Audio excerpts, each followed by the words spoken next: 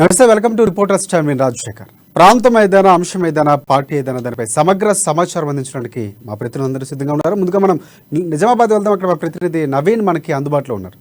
ప్రధానంగా చూసుకుంటే నిజామాబాద్ జిల్లా ఆలూరు మండలంలో సర్పంచ్ ఆత్మహత్యత్నం చేసుకున్నటువంటి ఒక ఘటన అయితే చోటు చేసుకున్నటువంటి పరిస్థితి కనిపిస్తుంది. నిద్రమాతలు మింగినటువంటి సర్పంచ్ లావణ్య ఆర్థిక ఇబ్బందుల కారణమైన అనుమానం వ్యక్తం చేస్తున్నటువంటి పరిస్థితి కనిపిస్తుంది. గత అభివృద్ధి పనులకు బిల్లులు రాకపోవడంతోనే మనస్తత్వానికి లోనైనటువంటి లావణ్య పరిస్థితి కనిపిస్తోంది. మరోవైపు ఆర్మూర్ ఎమ్మెల్యే జీవన్ రెడ్డితో వైరు ఉన్నటువంటి నేపథ్యం కనిపిస్తోంది. జీవన్ రెడ్డి, సర్పంచ్ లావణ్య భర్త మధ్య వివాదాలు కొనసాగుతున్నటువంటి పరిస్థితి.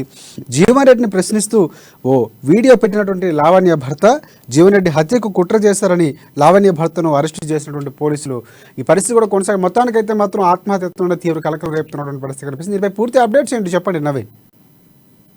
Thank you Rajasekhar. ఇది కొట్లాడి తెచ్చుకున్న తెలంగాణలో సర్పంచుల పరిస్థితి మాత్రం మారలేదు. ఎందుకు అప్పు తెచ్చి మరీ కూడా గ్రామ అభివృద్ధి చేసినప్పటికీ కూడా ఇటు బిల్లు రాకపోవడంతో చేసిన అప్పులు తీయలేక చాలా మంది కూడా బలైతున్న పరిస్థితి కనిపిస్తుంది. చాలా మంది కూడా అప్పు తీర్చలేని పరిస్థితుల్లో కూడా చనిపోయే పరిస్థితి మాత్రం ఉందని చెప్పవచ్చు. ముఖ్యంగా ఇటు నిజామాబాద్ జిల్లా చెందిన కల్లెడ ఆలూరు మండలం కల్లెడ గ్రామానికి చెందినటువంటి సర్పంచ్ లావణ్య నిన్న తన చేసిన అప్పు తీర్చలేక ఇటు అప్పులోలు కూడా ఇంటిపై రావడంతో కూడా పూర్తిగా నిద్రమాతలు మింగి ఆత్మహత్యలు చేసింది. అయితే ముఖ్యంగా గ్రామాభివృద్ధి విషయం గాను అదే గ్రామం చెందినటువంటి సంతు గౌడ్ దగ్గర 30 లక్షలు అప్పు తీసుకుంది. అయితే అప్పు తీసుకున్న ఇంతవరకు అనేక డెవలప్మెంట్ కార్యక్రమాలు చేసినప్పటికీ ఇటు అప్పు బిల్లు పెండింగ్ లో బిల్లు రాకపోవడంతో కూడా ఎవరైతే సంతు గౌడ్ దగ్గర 30 లక్షలు తీసుకున్నాడో ఆ డబ్బులు కట్టలేని పరిస్థితి ఉందని చెప్పొచ్చు. అయితే తమ దగ్గర తీసుకున్న డబ్బులు తిరిగి ఇవ్వాలని చెప్పి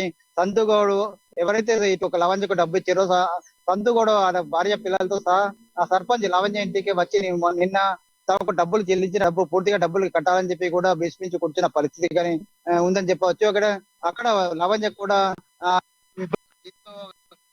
ఇబ్బంది పడినటువంటి లావణ్య నిన్న ఉదయం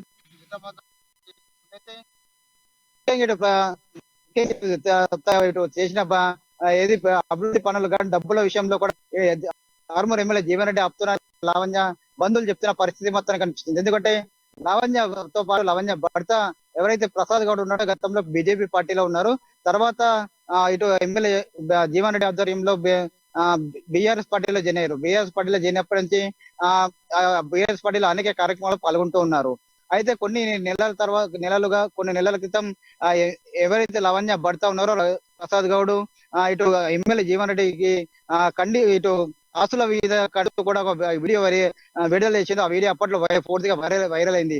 ఎమ్మెల్యే జీవన్ రెడ్డి తన ఎన్నికలకు ముందు ఎంత ఆస్తులు ఉంటే ఎన్నికల తర్వాత ఎమ్మెల్యే అయిన తర్వాత ఎంత సంపాదించావు, ఇటు హైదరాబాద్ తో పాటు ఆర్మూర్ అలాగే నిజామాబాద్ లో వేల కోట్ల రూపాయలు చేసిన భూములు ఎక్కడికి వచ్చాయని చెప్పి కూడా ప్రశ్నిస్తూ ఒక వీడియో విడుదల చేశారు. అప్పటి నుంచి ఇటు ఎమ్మెల్యే జీవన్ రెడ్డికి అలాగే లవణ్య భర్త ప్రసాద్ గౌడ్ కు గ్యాప్ పెరుగుతూ వచ్చింది. దీంతో ఇది జరిగిన కొన్ని నెలలకే అప్పటి జిల్లా కలెక్టర్ నారాయణ రెడ్డి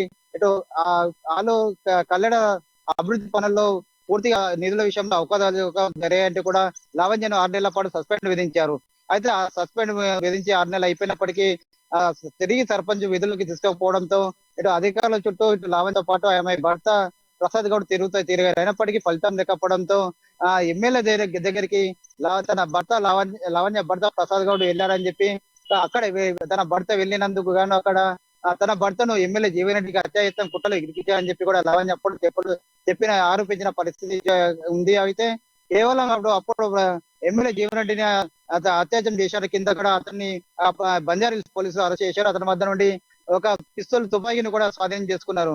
అయితే తర్వాత కొన్ని నెలల తర్వాత శిక్ష అనుభవించిన తర్వాత ప్రసాద్ గౌడ్ తిరిగి బెయిల్ మీద విడుదలయ్యారు. అయితే కేవలం ఎమ్మెల్యే జీవన్ రెడ్డి తన భర్త చేసినట్టు ఆరోపణలు దృష్టిలో పెట్టుకొని కావాలని నిధులు తమను ఇబ్బంది పెడుతున్నారని చెప్పి తాము చేసిన అభివృద్ధిగాను నిధులకు విడుదల విషయంలో అడ్డుకుంటారని చెప్పి కూడా లావణ్య ఆరోపిస్తూ వస్తుంది. ఈ నేపథ్యంలో ఇటు అధికార పార్టీ చెందినటువంటి ఎమ్మెల్యే జీవన్ రెడ్డికి పోరాటం చేయలేక అప్పు తెచ్చలేకని పక్షంలో రైట్ నవీన్, ఒకటి ప్రధానంగా ఈ ఆత్మహత్యయత్నం జరిగిన తర్వాత పోలీసులు ఎలాంటి చర్యలు తీసుకున్నారు? ఏమైనా జీవన్ రెడ్డి వైపు నుంచి విచారణ చేసే అవకాశం ఏమైనా కనిపిస్తా ఉందా? అయితే తెలంగాణ వచ్చిన తర్వాత చాలా మంది కూడా పోలీసులు బీఆర్ఎస్ పార్టీకి తొత్తులుగా ఉన్న పరిస్థితి కనిపిస్తుంది. కేవలం ఆత్మహత్య ఆ, కేవలం ఇప్పుడు చూసుకున్నట్లయితే కేవలం అప్పులు తీర్చేయలేకనే ఇటు లావణ్య ఆత్మహత్య చేసుకున్నట్లు కూడా పోలీసులు కేసు నమోదు చేసుకున్నారు. కానీ జీవన్ రెడ్డి మీద ఎలాంటి కూడా ఆ ఆ, విచారణ కూడా చేపట్టిన పరిస్థితి కనిపిస్తుంది. ఎందుకంటే అతను అధికార పార్టీ ఎమ్మెల్యే జీవన్ రెడ్డి ఉన్నారు. దీంతో పోలీసులు కూడా అతనిపై విచారించడం కావచ్చు, ఆ విషయంలో కూడా పోలీసులు జరుగుతున్న పరిస్థితి కనిపిస్తుంది.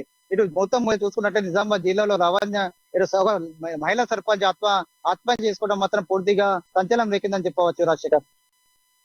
రైట్ నవీన్, ఒకటి ఇంకోటి ప్రధానంగా చూసుకుంటే భర్త విషయంలో గతంలో ఆయన ఒక వీడియో విడుదల చేయడం, దానికి కేసు నమోదు చేసినటువంటి పరిస్థితి, మీరు అన్నట్టు జైలుకి వెళ్ళి విడుదలైనటువంటి పరిస్థితి. అయితే ఇప్పుడు ఆయన ఏ విధంగా స్పందిస్తున్నారంటే భార్య ఆత్మహత్యాయత్నం చేసుకోవడం అనేది సర్పంచుల యొక్క పరిస్థితి దీనస్థితికి చాలా సందర్భాల్లో ప్రతిపక్షాల నుంచి కూడా వచ్చినటువంటి పరిస్థితి. అంటే సరైనటువంటి రీతిలో విడుదల కొరత ఉండడం, చాలామంది సర్పంచులు ఆత్మహత్య చేసుకునే పరిస్థితులు వచ్చాయి. ఇక్కడ ప్రధానంగా చూసుకుంటే ఒక వైరం కూడా కనిపిస్తుంది ఎమ్మెల్యే జీవన్ రెడ్డికి, అలాగే ఈ సర్పంచ్ కుటుంబానికి సంబంధించి. అంటే ఈ ప్రధానంగా వారి భర్త ఏమంటున్నాడో, ఏమైనా జీవన్ రెడ్డి ఇంతవరకు స్పందించినటువంటి పరిస్థితి ఏమైనా ఉందా?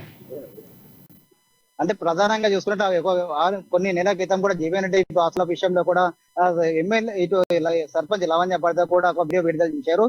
ఇటు జీవన్ రెడ్డికి ఆస్తులు పూర్తిగా ఇటు ఎమ్మెల్యే అయిన తర్వాత కోట్ల రూపాయలు ఆస్తులు సంపాదించామని చెప్పి కూడా వేరే అప్పుడు వైరల్ అయింది. అయితే ఈ నేపథ్యంలో అతను ఒక కుట్ర కేసు కింద కూడా జైలుకు వెళ్ళి వచ్చాడు. అయితే తన భార్య ఇప్పుడు ఇటు చేసిన అప్పు తీర్చలేక ఆత్మహత్య చేసుకున్న విషయంపై కూడా ఇటు లావణ్య భర్త ఇంతవరకు స్పందించే పరిస్థితి లేదు. ఎందుకంటే ఇప్పుడు ఎమ్మెల్యే జీవన్ రెడ్డి పూర్తిగా అందరికీ తెలుసు, ఎమ్మెల్యే జీవన్ రెడ్డి పూర్తిగా ఇటు నిధుల విషయంలో అడ్డుకున్న విషయం కూడా ఉన్న విషయంపై కూడా బంధువులు కూడా ఆరోపిస్తున్న పరిస్థితి కనిపిస్తుంది. కేవలం తన ఎవరైతే తన భర్త ఉన్నారో తన భర్త కేవలం ఎమ్మెల్యే జీవన్ రెడ్డిని ప్రశ్నించినందుకే తన భర్తపై తప్పుడు ఆరోపణలు పెట్టి ఇటు జైలు పంపడంతో పాటు తమను ఇటు అభివృద్ధి విషయంలో కేటాయించిన నిధుల విషయంలో కావచ్చు, ఎలా ఇటు నిధుల విడుదల విషయంలో పూర్తిగా అడ్డుకుంటున్నారని చెప్పి కూడా ఇటు వారి కుటుంబ సభ్యులు మాత్రం ఆరోపించే పరిస్థితి కనిపిస్తుంది. ఖచ్చితంగా తమకు ఏదైతే 30 లక్షలు పెట్టామో దానికి పూర్తిగా వడ్డీ కూడా పెరిగిపోతుందని చెప్పి అప్పుల వాళ్ళు కూడా ఇంటికి వస్తున్న పరిస్థితి ఉంది. ఖచ్చితంగా రైట్ నవీన్, ఒకటి అంటే ఇప్పుడు ఆమె ఎక్కడ చికిత్స పొందుతున్నారో, ఆమె పరిస్థితి ఎలా ఉంది, ఏంటి హెల్త్ బులెటిన్ ఏమైనా విడుదల చేసినటువంటి పరిస్థితి ఉందా, దానికి సంబంధించినటువంటి వైద్యులు ఏమైనా తెలిపారా? ప్రధానంగా ఎమ్మెల్యే జీవన్ రెడ్డికి సంబంధించి అనుచరులు కానీ లేకపోతే ఎవరైనా కానీ ఏమైనా స్పందించే అవకాశం ఏమైనా ఉందా? అయితే నిన్న ఏవైతే లావణ్య నిద్ర మాతల మింగిద వారి కుటుంబ సభ్యులు కూడా నిజామాబాద్ ప్రభుత్వ ఆసుపత్రికి తీసుకొచ్చారు. అక్కడ ఉన్నటువంటి డాక్టర్లు వెంటనే చికిత్స అందించినప్పుడు ప్రస్తుతం పరిస్థితి మాత్రం నిలకడ ఉందని చెప్పవచ్చు. అయితే ఈ ఏదైతే లావణ్య ఎపిసోడ్ విషయంలో కూడా ఇటు బీఆర్ఎస్ పార్టీ నాయకులు కావచ్చు, ఇటు ఎమ్మెల్యే జీవన్ రెడ్డి కావచ్చు, అలా అనుచులు ఇంతవరకు ఇలాంటి ప్రకటన కూడా చేయని పరిస్థితి మాత్రం ఉందని చెప్పవచ్చు. అయితే మొత్తం మీద నిజామాబాద్ జిల్లాలో ఒక సర్పంచ్, ఒక లావణ్య కొత్త కాదు, చాలా మంది కూడా సర్పంచులు ఇటు పెట్టి అప్పు చేసి మరి ఇటు గ్రామ అభివృద్ధి కోసం, డెవలప్మెంట్ కోసం పెట్టుబడి పెట్టినప్పటికీ కూడా చాలా డబ్బులు రాకపోవడం, చాలా మంది కూడా నైట్ వాచ్మెన్లతో పాటు ఇటు ప్రైవేట్ హాస్పిటల్లో పనిచేయడం కూడా పరిస్థితి ఉందని చెప్పొచ్చు. చాలా మంది కూడా రోడ్డు పడిన పరిస్థితి ఉంది. అయితే ఒక లావణ్య మాత్రమే చేసిన ఇటు బయట పని చేయలేక, ఇటు చేసిన అప్పు తీర్చలేక రుద్రమతల మింగి ఆత్మహత్య యత్నం చేసిందామని చెప్పొచ్చు Rajasekhar. Thanks for updates Naveen. Next మనం మహబూబ్ నగర్ వెళ్దాం. మహబూబాబాద్లో మా ప్రతినిధి ప్రదీప్ మనకి అందుబాటులో ఉన్నారు. మహబూబ్ నగర్ మున్సిపాలిటీలో బీజేపీ బస్తీబాట కార్యక్రమం నిర్వహించినటువంటి పరిస్థితి కనిపిస్తుంది. పలు కాలనీలో పర్యటించినటువంటి జితేందర్ రెడ్డి, వీరబ్రహ్మచారి, చంద్రశేఖర్ పథకాలకు అర్హులైన లక్షలాది మంది మోసపోయారంటూ జితేందర్ రెడ్డి వ్యాఖ్యానించినటువంటి పరిస్థితి కనిపిస్తూ ఉంది. ఎన్నికల టైంలో కొత్త హామీలతో బీఆర్ఎస్ మభ్యపెడుతుందని ఆయన విమర్శించినటువంటి పరిస్థితి. మహబూబ్ నగర్లో అర్హులైన పేదలకు ఇల్లు ఇవ్వలేదని, అలాగే బస్తీబాటలో ప్రజలు తమ సమస్యలు చెప్పుకున్నటువంటి పరిస్థితి కూడా కనిపిస్తుంది. మొత్తానికి బీజేపీకి సంబంధించినటువంటి నేతలు ఒక్కొక్కరుగా బయటకు వెళ్తున్నటువంటి పరిస్థితి కనిపిస్తుంది. బీఆర్ఎస్ పార్టీ వైఫల్యాలు గడుతూ ప్రజల నుంచి వారి యొక్క వివరణ తీసుకునే ప్రయత్నం కూడా చేస్తున్నారు. ఇక్కడ దీనికి సంబంధించిన పూర్తి అప్డేట్స్ ఏంటి చెప్పండి ప్రదీప్. Good evening Rajasekhar. ఏదైతే బీజేపీ రాష్ట్ర పార్టీ నిర్ణయం మేరకు ఈ రోజు ఉమ్మడి పాలమూరు జిల్లా వ్యాప్తంగా బీజేపీ శ్రేణులు బస్తీబాట కార్యక్రమం నిర్వహించాయి. ఈ సందర్భంలోని పలు పట్టణాల్లోని పలు కాలనీలు, ముఖ్యంగా దళిత వాడల్లో ఏదైతే ప్రభుత్వ పథకాలు వచ్చాయా, ప్రభుత్వ పథకాలు ఏ మేరకు అందాయి అన్న వివరాలను పూర్తిగా ప్రజలతో తెలుసుకున్నటువంటి పరిస్థితి ఉంది. ఈ నేపథ్యంలోనే పాత పాలమూరు పట్టణంలోని దళితవాడల్లో బీజేపీ జాతీయ నేత, మాజీ ఎంపీ జితేందర్ రెడ్డితో పాటు మాజీ మంత్రి చంద్రశేఖర్ మరియు బీజేపీ పార్టీ జిల్లా అధ్యక్షుడు వీరబ్రహ్మచారులు పాత పాలమూరులోని దళితవాడల్లో ప్రజలతో పలు కాలనీలో తిరిగారు. ఈ నేపథ్యంలోనే ప్రజలతో మమేకమై ప్రభుత్వ పథకాలు ఏ మేరకు అందాయి, ప్రభుత్వం నుంచి ఇచ్చిన హామీల మేరకు ఎంతవరకు ఈ హామీలు నెరవేర్చారు, ఏమైనా ప్రభుత్వ పథకాలు మీకు అందాయా? తర్వాత డబుల్ బెడ్రూమ్లకు సంబంధించి ఎన్ని డబుల్ బెడ్రూమ్ల ప్రభుత్వం మీకు ఇప్పటి వరకు ఇచ్చింది? ఎన్ని ప్రభుత్వ అధికారులు మీతోని ఏమేమి రాయించుకెళ్లారన్న వివరాలను అయితే అడిగారు.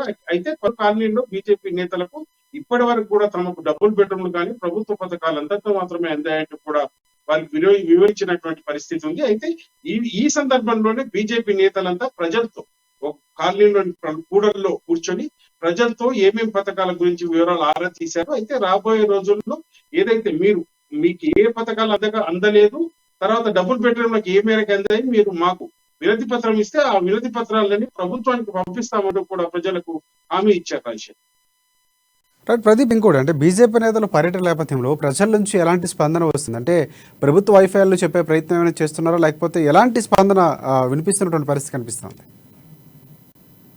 బీజేపీ నేతలు దళిత వాళ్ళు ముఖ్యంగా పాలమూరు పట్టణంలోని పాత పాలమూరులోని దళిత వాడల్లో తిరిగారు. అయితే ఇల్లు తిరుగుతూ ప్రభుత్వ పథకాలు అయితే ప్రజలు కూడా ఇప్పటి వరకు ఏదైతే ప్రభుత్వం ఇచ్చిన హామీలు తమకు రాలేదంటూ, అయితే కొంతమంది పెన్షన్లు కూడా తమకు రావడం లేదు, అర్హత ఉన్నా కానీ పెన్షన్లు రావడం లేదంటూ, తర్వాత వికలాంగుల పరిస్థితి కూడా ఘోరంగా ఉందంటే, అర్హత ఉందో మాకు అందడం లేదు, వివరాలు మాకు తెలపడం లేదంటూ కూడా వాళ్ళు ప్రజలు నేతలకు చెప్పినటువంటి సందర్భం ఉంది. అయితే ముఖ్యంగా ప్రధానంగా ప్రభుత్వం ఏదైతే బీఆర్ఎస్ ప్రభుత్వం ప్రతిష్టాత్మకంగా పేదలకు డబుల్ బెడ్రూమ్లు కట్టించిస్తామన్నారు. అయితే పాలమూరు పట్టణంలో ఇల్లు కూల్చుకొని గుడిసెల్లో ఉంటున్న వాళ్ళు అయితే నేతల వద్దకు వచ్చి తమ సమస్యలు వివరించుకున్నారు. ఏదైతే ప్రభుత్వం డబుల్ బెడ్రూమ్ అయితే ఒక 2 హాళ్ళు, ఒక హాలు, 2 బెడ్రూమ్లు, తర్వాత కిచెన్, బాత్రూమ్లు, కాంపౌండ్ వాళ్ళతో సహా కట్టిస్తామని ఇంతవరకు చెప్తున్నా కానీ 9 సంవత్సరాలుగా తమకు డబుల్ బెడ్రూమ్ ఇవ్వలేదంటూ తమ గుడిసెల్లో ఇల్లు కూలగొట్టుకుని గుడిసెల్లో ఉంటున్నామంటూ కూడా పలు అయితే వినతి పత్రాలు సమర్పించారు. అయితే ప్రజలు రావడంతో నేతలు కూడా కొంత ఇబ్బందికర పరిస్థితి ఉంది. అయితే రాబోయే రోజులు ఏదైతే వస్తుందో ప్రభుత్వం రాగానే ఏదైతే పేదలకు ఇచ్చిన హామీలు ఏవైతే ఉన్నాయో డబుల్ బెడ్రూమ్లు, ప్రభుత్వ పథకాలు పూర్తిగా అందేటట్టు కూడా చేస్తామంటూ హామీ ఇచ్చారు. రాజశేఖర్ ఇంకోటి ప్రధానంగా చూసుకుంటే అక్కడ ఉన్నటువంటి పరిస్థితుల నేపథ్యంలో ఎవరైతే బీజేపీ నేతలు పర్యటిస్తున్నారో వారు ఎలాంటి వివరణ ఇస్తున్నారు? అంటే చాలా సమస్యల వరకు దళిత బంధుకు సంబంధించి కానీ, లేకపోతే డబుల్ బెడ్రూమ్ ప్రధానంగా ఇష్యూ ఉన్నటువంటి బీఆర్ఎస్ పై వ్యతిరేకత ఉన్నటువంటి ఇష్యూగా మనం చెప్పవచ్చు. అదే ఈ నేపథ్యంలో ప్రజలు చూస్తున్నటువంటి అర్జీల నేపథ్యంలో వారు ఎలాంటి స్పందిస్తున్నారు? బీజేపీకి సంబంధించినటువంటి ఎలా హామీలు ఇచ్చే ప్రయత్నం చేస్తున్నారు? కేంద్ర సర్కారు రాష్ట్ర ప్రభుత్వం పథకాల్లో తమ వాటాను చెప్తూనే, బీజేపీ ప్రభుత్వ కేంద్ర సర్కారు వాటా చెప్తూనే ప్రజలకు బీఆర్ఎస్ పార్టీ ఇచ్చిన హామీలన్నీ ఎంత మేరకు నెరవేర్చారు, ఎంత మేరకు ప్రభుత్వ అధికారులు ఏమేమి రాసుకెళ్లారు, డబుల్ బెడ్రూమ్లకు సంబంధించి పూర్తిగా డబుల్ బెడ్రూమ్లు అందాయా, లేకుంటే అర్హత ఉన్నోళ్లకు పెన్షన్ వస్తుందా, తర్వాత వికలాంగులకు సరైన ఏదైతే పూర్తి వికలాంగుల పర్సంటేజ్ అయితే ఉందో అంత ఉండి అర్హత ఇప్పటి వరకు కూడా వికలాంగ పెన్షన్ రానోళ్ళు ఎవరైనా ఉన్నారా అంటూ కూడా నేతలు ఆరా తీశారు. ఈ నేపథ్యంలోని ఈ సందర్భంలోని పలు కాలనీల్లో అయితే ప్రజలు కోకొల్లుగా వచ్చి వాళ్ళకైతే వినతి పత్రాలు అయితే సమర్పించారు. ఏదైతే డబుల్ బెడ్రూమ్ బాధితులు ముఖ్యంగా ప్రధానంగా డబుల్ బెడ్రూమ్ బాధితులు అధిక సంఖ్యలో వచ్చారని కూడా చెప్పొచ్చు. ఏదైతే ప్రభుత్వం చెప్పిన హామీ మేరకు గత 9 సంవత్సరాలుగా డబుల్ బెడ్రూమ్ అంటూ కూడా తమ వద్దకు ఇంతవరకు ఏ ఒక్క అధికారి ఇవ్వలేదంటూ అధికారుల వద్దకు తమ వినతి పత్రాలు పలుమార్లు సమర్పించినా కూడా ఇంతవరకు కూడా అధికారులు ఎటువంటి దాన్ని ఊసే ఒత్తడం లేదంటూ కూడా వాళ్ళైతే ఆరోపణలు అయితే చేశారు. ఈ సందర్భంలోనే బీజేపీ నేతలంతా వారి వద్ద నుంచి వినతి పత్రాలు తీసుకొని అవి ప్రభుత్వానికి పంపిస్తామంటూ వాళ్ళకైతే హామీ ఇచ్చారు. రాబోయే సర్కారికి వస్తే ఏదైతే పేదలకు డబుల్ బెడ్రూమ్ ఇస్తా ఉన్నారో ప్రభుత్వం చెప్పిన మేరకు దానికి ఖచ్చితంగా తమ ప్రభుత్వంలో కట్టిస్తామంటూ కూడా హామీ ఇచ్చిన సందర్భం అయితే ఉంది. Rajasekhar thanks for updates Pradeep. Next మనం ఆదిలాబాద్ వెళ్దాం. ఆదిలాబాద్ మా ప్రతినిధి జోషి మనకు అందుబాటులో ఉన్నారు. ఇక్కడ ప్రధానంగా చూసుకుంటే ఆదిలాబాద్ డీసీసీ అధ్యక్షులు సాదిక్ ఖాన్ ఒక సంచలన వ్యాఖ్యలు అయితే చేసినటువంటి పరిస్థితి కనిపిస్తుంది. కాంగ్రెస్లో చేరాలంటే కాళ్ళు పట్టుకోవాలంటూ ఆయన హాట్ కామెంట్స్ అయితే చేసినటువంటి పరిస్థితి. ఎందరో నేతల త్యాగంతో ఏర్పడినటువంటి కాంగ్రెస్ పార్టీలో సాదిక్ ఖాన్ సరికొత్త విధానానికి తెరతీస్తున్నారంటూ కూడా వ్యాఖ్యలు వినిపిస్తున్నటువంటి పరిస్థితి కనిపిస్తుంది. ఈ నేపథ్యంలో సాదిక్ ఖాన్ వ్యాఖ్యలపై ఇక్కడ జిల్లా రాజకీయాల్లో చర్చలు జరుపుతూనే పార్టీలోకి వచ్చిన కొత్తలో ఆయన ఎవరి కాళ్ళు పట్టుకున్నారంటూ అంటూ కూడా స్థానికంగా ఇప్పుడు చర్చలు జరుగుతున్న పరిస్థితి కనిపిస్తుంది. ఆధిపత్య పోరులో హద్దులు మీరుతూ పార్టీ పరువు తీస్తుంది ఎవరు అంటూ కూడా ఒక రకమైనటువంటి ప్రశ్న కూడా ఉత్పన్నమవుతున్న పరిస్థితి కనిపిస్తుంది. పార్టీ అధిష్టానం వద్దకు చేరినటువంటి డీసీసీ అధ్యక్షుడు వ్యాఖ్యల రిపోర్ట్ ఈ నేపథ్యంలోనే డీసీసీ అధ్యక్షుడు అధిష్టానం చర్యలకు తీసుకునే అవకాశం ఉన్నట్లు కూడా మనకి తెలుస్తున్నటువంటి పరిస్థితి కనిపిస్తుంది. దీనిపై పూర్తి అప్డేట్స్ ఏంటి చెప్పండి జోషి. Good evening Rajasekhar. ఆదిలాబాద్ జిల్లాకు సంబంధించినటువంటి కాంగ్రెస్ లో పూర్తిగా ఎవరైతే ముందుండి కాంగ్రెస్ పార్టీని నడిపించాల్సినటువంటి నాయకుడి స్థానంలో ఉన్నటువంటి జిల్లా అధ్యక్షుడు సాజిద్ ఖాన్ ఉన్నారో ఆయన కారణంగానే పార్టీ ప్రతిష్ట పరువు పూర్తిగా బజారున పడుతున్నట్టుగానైతే ఇక్కడ చర్చ జోరుగా జరుగుతున్నటువంటి నేపథ్యం. ఒకవైపు టీపీసీ స్థాయిలో కావచ్చు, అలాగే జాతీయ స్థాయిలో కావచ్చు, పార్టీని పటిష్టపరిచేందుకు ఎన్ని రకాల చర్యలు అవసరమో అన్ని రకాల చర్యలు చేపడుతున్నటువంటి అధిష్టాన పెద్దలు, అలాగే పార్టీ అభివృద్ధి కోసం, పార్టీ పటిష్టత కోసం ఒకరు కాదు ఏకంగా 10 మెట్లు కూడా దిగడానికి నేను సిద్ధమే అని చెప్పి ఇదివరకు పలుమార్లు ప్రకటించినటువంటి టీపీసీసీ అధ్యక్షులు రేవంత్ రెడ్డి ఒకవైపు కృషి చేస్తుంటే ఆదిలాబాద్ లో మాత్రం పరిస్థితి అందుకు పూర్తి భిన్నంగా ఉన్నట్టుగానైతే మనకు తెలుస్తోంది. స్వయంగా జిల్లా కాంగ్రెస్ కమిటీకి సంబంధించినటువంటి అధ్యక్షుడు ఇటీవల చేసినటువంటి వ్యాఖ్యలు పూర్తిగా ఇక్కడ రాజకీయ వర్గాల్లోనే కాకుండా సాధారణ ప్రజానీకంలో కూడా ఒక రకమైనటువంటి తీవ్ర స్థాయి చర్చకు తీసినట్టుగానే మనకు తెలుస్తోంది.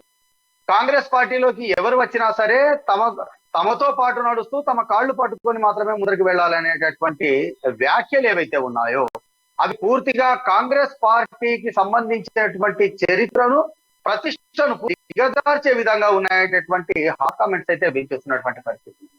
ఒక్కవైపు ఈ విధమైనటువంటి వ్యాఖ్యల నేపథ్యంలో ఆయన పైన అంటే ఇటీవల వరుసగా చోటు చేసుకున్నటువంటి కొన్ని సంఘటనలకు సంబంధించినటువంటి వ్యవహారంలో ఆయన వ్యవహార తీరుకు సంబంధించినటువంటి రిపోర్టు పూర్తిగా పార్టీ ఇంటెలిజెన్సీ వర్గాల ద్వారా అధిష్టానానికి ప్రదేశ్ కాంగ్రెస్ కమిటీ పెద్దలకు చేరినట్లుగా తెలుస్తోంది. దీనికి సంబంధించి అక్కడ కూడా చర్చ జరుగుతున్నట్లుగా తెలుస్తున్నటువంటి పరిస్థితి. అయితే ఈ సందర్భంగా స్థానికుల్లో మనకు వినిపిస్తున్నటువంటి వ్యాఖ్యల ప్రకారంగా చూసినట్లయితే సాజిద్ ఖాన్ ఆయన సంస్కృతి కాళ్లు పట్టుకోవడమా అనేటటువంటి ఒక వెకిలి ప్రశ్నలు కూడా తెరపైకి వస్తున్నటువంటి సందర్భం. అదే సందర్భంలో సాజిద్ ఖాన్ కాంగ్రెస్ పార్టీలోకి వచ్చిన కొత్తలో ఎవరెవరి కాళ్ళు పట్టుకొని ఈ స్థాయికి వచ్చాడు అనేటటువంటి ఒక రకమైనటువంటి వ్యంగ్యమైనటువంటి ప్రశ్నలు, వ్యాఖ్యలు స్థానికంగా వినిపిస్తున్నటువంటి నేపథ్యం. ఒకవేళ అదే కనుక ఆయన కల్చర్ అయితే ఆయన కల్చర్ ఆయన దగ్గరే పెట్టుకోవాలి, అంతే తప్ప తన సంస్కృతిని అంటే కాళ్ళు పట్టుకొని పైకి వచ్చేటటువంటి సంస్కృతిని ఆయన తన వద్దే పెట్టుకోవాలి తప్ప పార్టీకి ఆపాదించొద్దు అనేటటువంటి అభిప్రాయాలు కార్యకర్తల నుండి వ్యక్తమవుతున్నటువంటి సందర్భం కూడా ఉంది. అంటే ఒకవైపు పార్టీ పటిష్టతకు కృషి చేయడంతో పాటుగా రాబోయే ఎన్నికల్లో పార్టీని ఏ విధంగా అత్యధిక స్థానాల్లో గెలిపించాలి తన పరిధిలో అనేటటువంటి వ్యూహ రచనను నిమగ్నం కావాల్సినటువంటి జిల్లా అధ్యక్షుడి స్థాయిలో ఉన్నటువంటి వ్యక్తి ఒక రకంగా పార్టీ ప్రతిష్ట కొరకు, పటిష్టత కొరకు కృషి చేస్తున్నటువంటి వాళ్ళ విషయంలోనే అంటే సూటిగా చెప్పాలంటే శ్రీనివాసరెడ్డి లాంటి నాయకుడి విషయంలో ఆయన ఈ విధంగా వ్యాఖ్యలు చేయటటువంటిది చాలా వరకు స్థానికంగా చర్చనీయాంశంగా మారినటువంటి నేపథ్యము. అయితే జనాలతో పాటుగా కాంగ్రెస్ కు సంబంధించినటువంటి నిఖార్సైనటువంటి కార్యకర్తలు కూడా ఈ యొక్క వ్యాఖ్యలను ఎవరు సమర్థిస్తున్నటువంటి పరిస్థితులు అయితే ఏ కోశాన కూడా కనిపిస్తున్నటువంటి నేపథ్యం ఉంది. అయితే ఇవన్నీ పక్కన పెడితే వరుసగా ఈ గడిచిన కొద్ది రోజుల్లో కాంగ్రెస్ పార్టీకి సంబంధించినటువంటి జిల్లా స్థాయి వ్యవహారాల్లో జిల్లా అధ్యక్షుడు తీరుకు సంబంధించినటువంటి నివేదికలు, రిపోర్ట్లన్నీ కూడా ప్రదేశ్ కాంగ్రెస్ కమిటీ పెద్దలకు చేరినట్లుగా తెలుస్తోంది. అంటే ఒక రకంగా రాబోయే ఎన్నికల్లో ఈ విధమైనటువంటి వ్యవహార సరళితో కనుక వ్యవహరిస్తే స్వయంకృత అపరాధమే అవుతుంది అన్నటువంటి కోణంలో కూడా ప్రదేశ్ కాంగ్రెస్ కమిటీ పెద్దలు ఆలోచిస్తున్నట్లుగా తెలుస్తోంది. పూర్తిగా తమ పార్టీ గొప్ప నాయకులు ఎందరో త్యాగమూర్తులకు సంబంధించినటువంటి త్యాగాల పునాదుల పైన నిర్మించబడి 125, 130 సంవత్సరాల పైగా చరిత్ర కలిగినటువంటి కాంగ్రెస్ పార్టీలో ఈ విధమైనటువంటి వ్యాఖ్యలను, ఈ విధమైనటువంటి వ్యవహారాన్ని ఆదిలోనే తుంచివేయాలన్నటువంటి ఒక నిశ్చయంతో, ఒక యోచనతో మాత్రం ప్రదేశ్ కాంగ్రెస్ కమిటీకి సంబంధించినటువంటి పెద్దలు ఉన్నట్లుగా తెలుస్తోంది. ఇదే కనుక నిజమై ఈ యొక్క వ్యాఖ్యలకు సంబంధించి వరుస వివాదాలకు సంబంధించినటువంటి విషయంలో కనుక టీపీసీసీ చర్యలకు పూనుకునేటటువంటి సందర్భం వస్తే మాత్రం ఖచ్చితంగా డిసిసి అధ్యక్షుడు, ఆదిలాబాద్ డిసిసి అధ్యక్షుడు సాజిద్ ఖాన్ పైన చర్యలు ఉండే అవకాశాలని కూడా మనము పరిగణలోకి తీసుకోవాల్సి ఉంటుంది. దాన్ని కాదనేటువంటి పరిస్థితి కూడా ఉత్పన్నమయ్యేటటువంటి అవకాశాలు లేకపోలేదు. అదే క్రమంలో సాజిద్ ఖాన్ కు సంబంధించినటువంటి విషయాన్ని పరిశీలిస్తే తన స్థాయికి మించినటువంటి వ్యాఖ్యలు వ్యవహారాలు చేస్తున్నారు అనేటటువంటి అభిప్రాయాలు కూడా.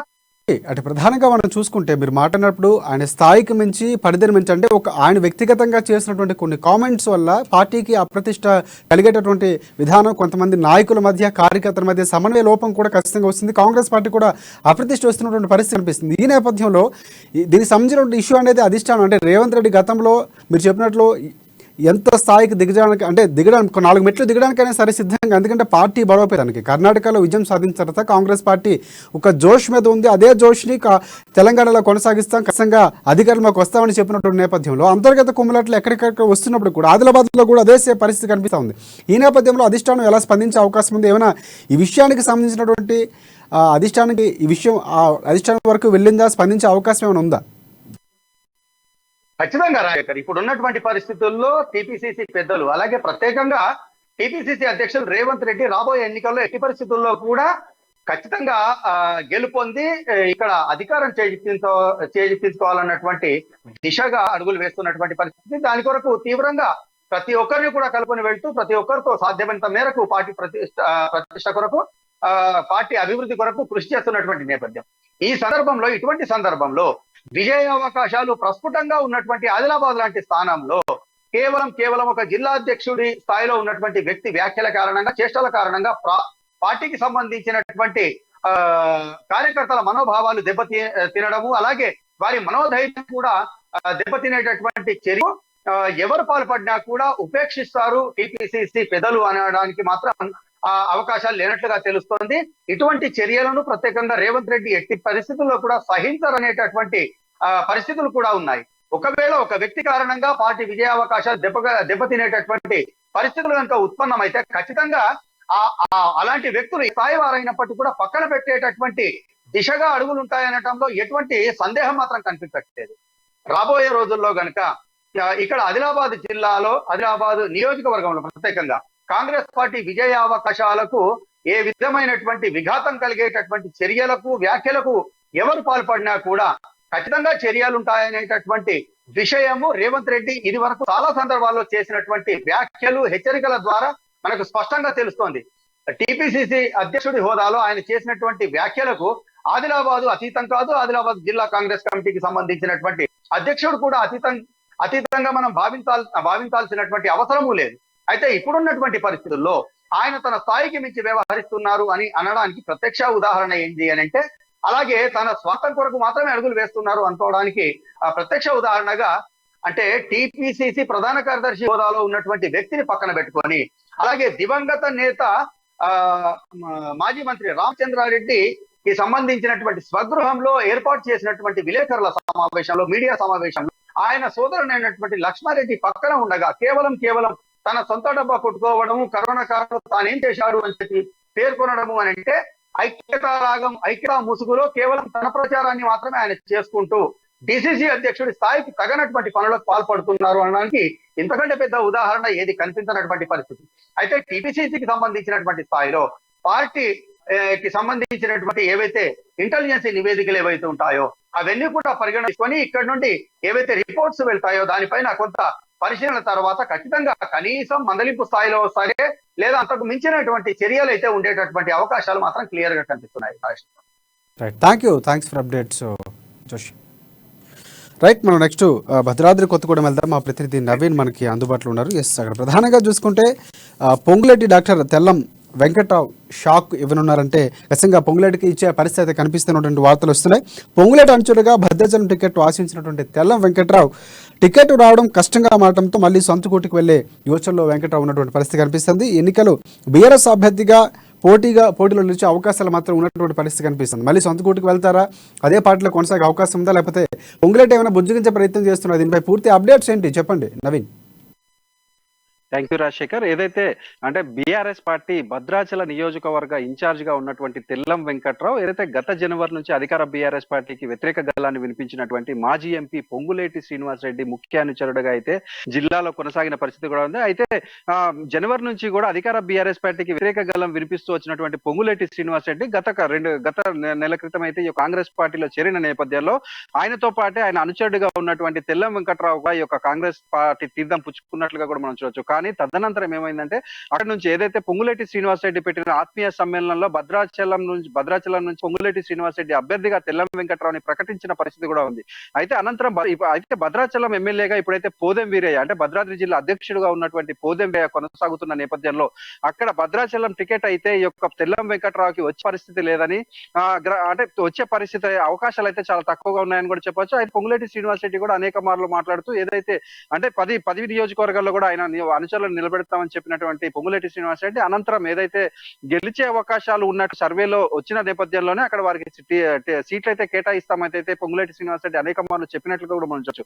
అయితే ఈ నేపథ్యంలో భద్రాచలం నియోజకవర్గం నుంచి కాంగ్రెస్ పార్టీ టికెట్ అయితే తెల్లం వెంకట్రావుకి అయితే వచ్చే పరిస్థితి దాదాపుగా లేనట్లే అంటే మూసుకుపోయిన నేపథ్యంలో తెల్లం వెంకట్రావు మరలా ఇప్పుడు ఏదైతే ఆయన సొంత గూటికి అధికార బీఆర్ఎస్ పార్టీ నుంచి వెళ్లే ఆలోచన చేస్తున్నట్లుగా కూడా మనకు తెలుస్తుంది. అనేక మాధ్యమాల్లో కూడా అంటే తెల్లం వెంకట్రావు మాట్లాడుతూ ఒకవేళ అధికార బీఆర్ఎస్ పార్టీ నుంచి పిలుపు వస్తే మాత్రం ఖచ్చితంగా అంటే అధికార బీఆర్ఎస్ పార్టీ నుంచి భద్రాచలం నియోజకవర్గ అభ్యర్థిగా అయితే పోటీ చేస్తారని చెప్పిన పరిస్థితి కూడా ఉంది. అయితే మనం గత 2 రోజుల క్రితం అమ్మా న్యూస్ లో కూడా ప్రసారమైన నేపథ్యంలో ఏదైతే భద్రాచలంలో అధికార బీఆర్ఎస్ పార్టీకి అభ్యర్థి కరువు అనే ఒక వార్త కూడా వచ్చినట్లుగా కూడా మనం చూడొచ్చు. ఈ నేపథ్యంలో 2 రోజులలోనే ఇక్కడ అధికార బీఆర్ఎస్ పార్టీ నుంచి తెల్లం వెంకట్రావుని మరలా ఆ పార్టీలోకి ఆహ్వానించిన అధికార అధిష్టానం అయితే ఆహ్వానించినట్లుగా కూడా మనం చూడొచ్చు.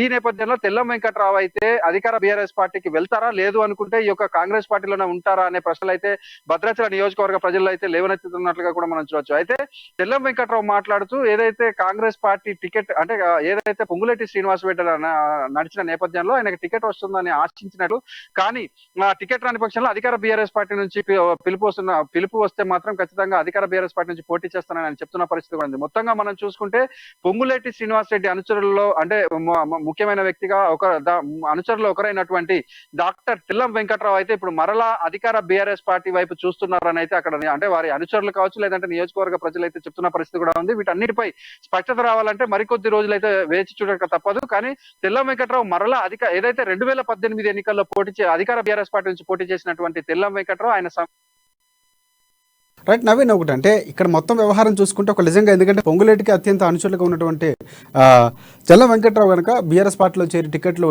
పోటీ చేస్తే కనుక ఖచ్చితంగా పొంగులేటికి ఖచ్చితంగా నష్టం చేకూర్చే అవకాశం ఉంటుంది. ఎందుకంటే ఆయన సవాల్ ఇస్తున్నటువంటి నేపథ్యం బీఆర్ఎస్ పై పోరుకు సిద్ధమైన నేపథ్యంలో సమాయత్తం చేసుకున్నటువంటి పరిస్థితి. ఈ నేపథ్యంలో ఖచ్చితంగా గట్టి దెబ్బ అని చెప్పుకోవచ్చు. అయితే ఇక్కడ ప్రధానంగా ఇది బీఆర్ఎస్ పార్టీ ఆడుతున్నటువంటి ఒక గేమ్ మాస్టర్ ప్లాన్ అనుకోవచ్చు. అంటే పొంగులేటిని బలహీనపరచాలన్నటువంటి కోణంలోనే తన్ని అక్కడి నుంచి అభ్యర్థి కరువని క్రియేట్ చేసుకుని లాగే ప్రయత్నం చేస్తున్నారు అనుకోవచ్చు మనం. ఖచ్చితంగా రాజశేఖర్ అంటే సీఎం కేసీఆర్ ప్రతి ఒక్క చర్య కూడా ఎవరికి అంటే అర్థం కాదు. ముఖ్యంగా ఇప్పుడు రాజకీయాలలో ఇప్పుడు ఆయన ఏదైతే రాజకీయాలు ఎన్నికలు మరో 3 నెలలు ఉన్న నేపథ్యంలో ఆయన ఆడుతున్నాడు అంటే ఆయన యాక్షన్ ప్లాన్ అని కూడా చెప్పుకోవచ్చు.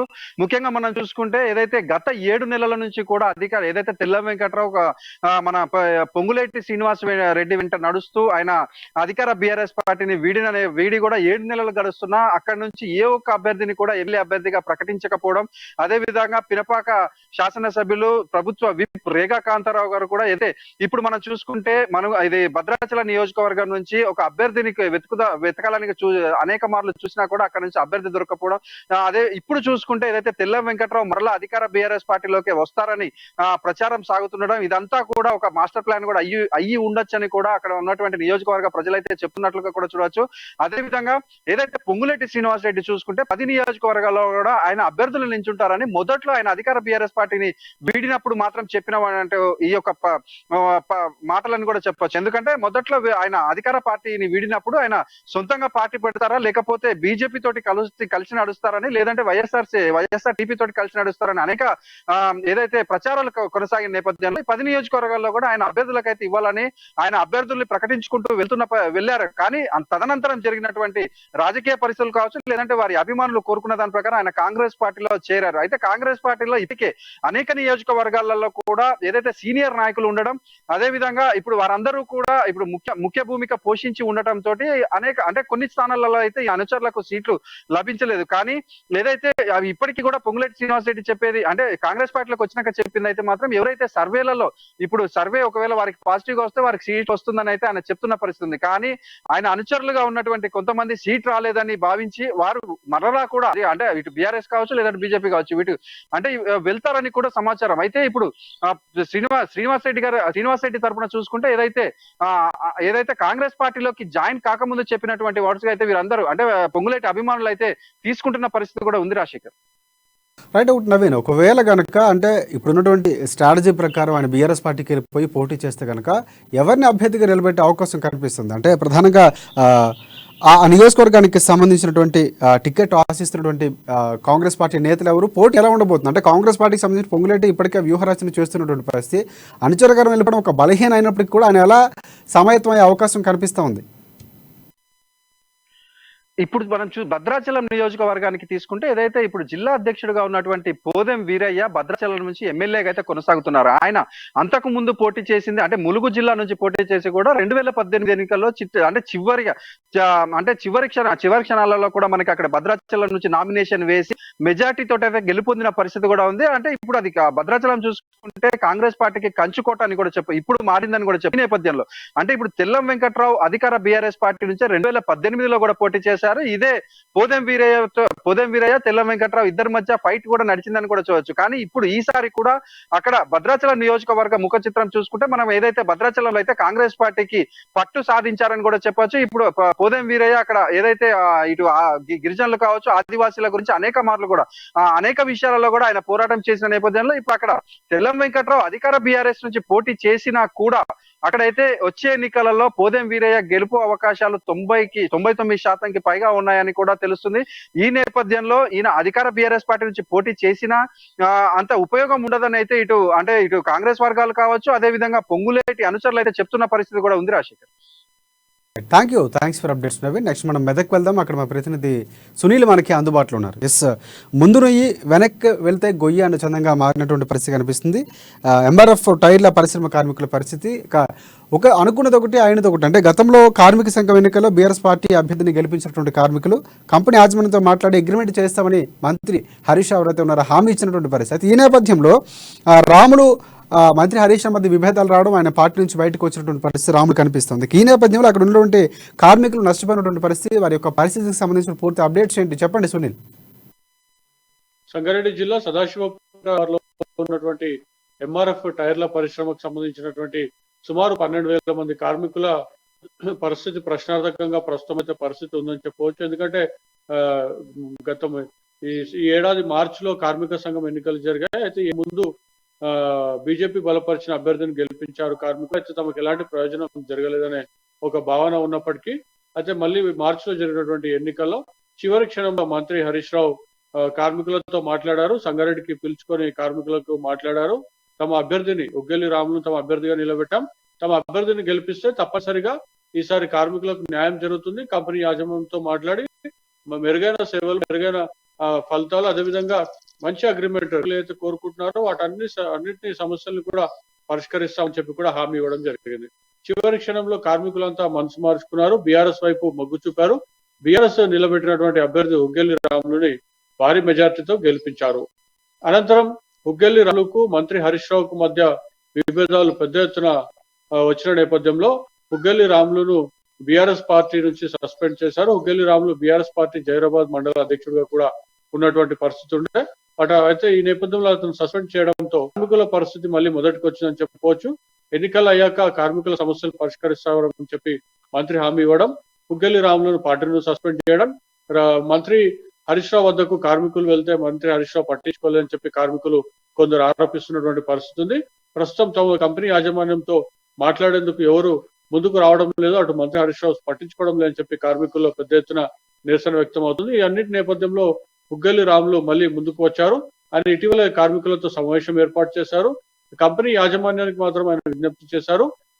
తమ మధ్య ఉన్నటువంటి విభేదాలను కార్మికులపై చూపొద్దని చెప్పి కూడా ఆయన కంపెనీ యాజమాన్యానికి విజ్ఞప్తి చేశారు. కార్మికుల సమస్య పరిష్కరించాలి, అదేవిధంగా కాంట్రాక్ట్ కార్మికులకు జీతాలు పెంచడంతో పాటు మంచి అగ్రిమెంట్ ను కుదిర్చాలని చెప్పి కూడా కంపెనీ యాజమాన్యానికి విజ్ఞప్తి చేశారు. హుగ్గల్లి రాములు తరఫు నుంచి అయితే ఈ ప్రయత్నం జరిగిందని చెప్పవచ్చు. కానీ రాష్ట్ర ప్రభుత్వం ముఖ్యంగా మంత్రి హరీష్ రావు చెప్పినటువంటి హామీ ఇంతవరకు నెరవేరలేదని చెప్పి కార్మికులు ఆరోపిస్తున్నటువంటి పరిస్థితి ఉంది. ముఖ్యంగా కార్మిక సంఘం ఎన్నికల్లో మంత్రి హరీష్ రావు తమను పిలుచుకొని ఇచ్చినటువంటి హామీ ఏమైందని చెప్పి కూడా ఆరోపిస్తున్నటువంటి పరిస్థితి ఉంది. ఈ సందర్భంగా హుగ్గల్లి రాములు మళ్ళీ మీడియా సమావేశం ఏర్పాటు చేసి ఆయన మాట్లాడడం జరిగింది. మంత్రి హరీష్ రావు తనపై కోపాన్ని కార్మికులపై చూపదని చెప్పి కూడా మంత్రికి విజ్ఞప్తి చేస్తున్నట్లు కూడా ఆయన చెప్పడం జరిగింది. మొత్తానికి చూసుకున్నట్లయితే దాదాపు 12,000 మంది కార్మికులు రైట్ సునీల్, 12,000 మంది కార్మికులకు సంబంధించినటువంటి సమస్యగా అంటే గతంలో ఒక హామీ ద్వారా వారు ఓట్లు వేసినటువంటి పరిస్థితి కనిపిస్తుంది. విభేదాలు ఏవైనప్పటికీ కూడా ఖచ్చితంగా మాట నిలబెట్టుకోవాల్సినటువంటి హరీష్ రావు సంబంధించినటువంటి కార్మికులు ఏమైనా ఇంతవరకు వారిని సంప్రదించే ప్రయత్నం చేశారు? అంటే జరిగినటువంటి పరిస్థితికి సంబంధించినటువంటి రాములు సస్పెండ్ అయిన తర్వాత వారు వెళ్ళి కలిసే ప్రయత్నం చేశారా, లేదా ఇంతవరకు ఏమైనా హరీష్ రావుకు సంబంధించినటువంటి నేతలు కానీ లేకపోతే అనుచరు కానీ దగ్గర నుంచి ఏమైనా సమాధానం ఏమైనా వచ్చినటువంటి పరిస్థితి ఉందా? అయితే కార్మికుల సమస్యలు పరిష్కరించాలని చెప్పి హుగ్గల్లి రాములు అధ్యక్షుడు అప్పుడు అతనే కార్మికులు సుమారు 500 మంది కార్మికులు మంత్రి హరీష్ రావు వద్దకు వెళ్తే మా కార్మికులను ఇంతమంది ఎందుకు తీసుకొచ్చారు అని చెప్పి మంత్రి హరీష్ రావు కోపడడం కాకుండా కార్మికులను పోలీసుల చేత నెట్టించారు. అదేవిధంగా తమను కూడా అవమానించారని చెప్పి కూడా హుగ్గల్లి రాములు ఇటీవల నిర్వహించిన మీడియా సమావేశంలో వెల్లడించారు. అయితే కార్మికుల సమస్యల తాను వెళ్ళాను. ఎన్నికల హామీ సందర్భంగా అందరం కూడా మీరు నేను కలిసి కార్మికులకు హామీ ఇవ్వడం జరిగింది. కానీ కార్మికులు తమ మాట నిలబెట్టుకున్నప్పటికీ కూడా మనం మాట విస్మరిస్తున్నామని చెప్పి కూడా తాను మంత్రి హరీష్ రావు నిలదీయడం తన కోపం వచ్చిందని చెప్పి అందుచేత తనను సస్పెండ్ చేశారని చెప్పి ఆయన ఆరోపించడం జరిగింది. అయితే ఇదన్నిటికీ ఘటనకు సంబంధించి చూసుకున్నట్లయితే కార్మికుల సమస్యల పరిషత్ మంత్రి వద్దకు వెళ్తే తను సస్పెండ్ చేశారని చెప్పి ఆయన ఆరోపించారు. అయితే అనంతరం కార్మికుల సమస్యలు పరిష్కారానికి సంబంధించి అయితే ఒకరిద్దరు కార్మికులు మంత్రి హరీష్ రావు దృష్టికి తీసుకెళ్లినప్పటికీ కూడా పెద్దగా స్పందన రాలేదని చెప్పి కూడా కార్మికులు ఆరోపిస్తున్నటువంటి పరిస్థితి.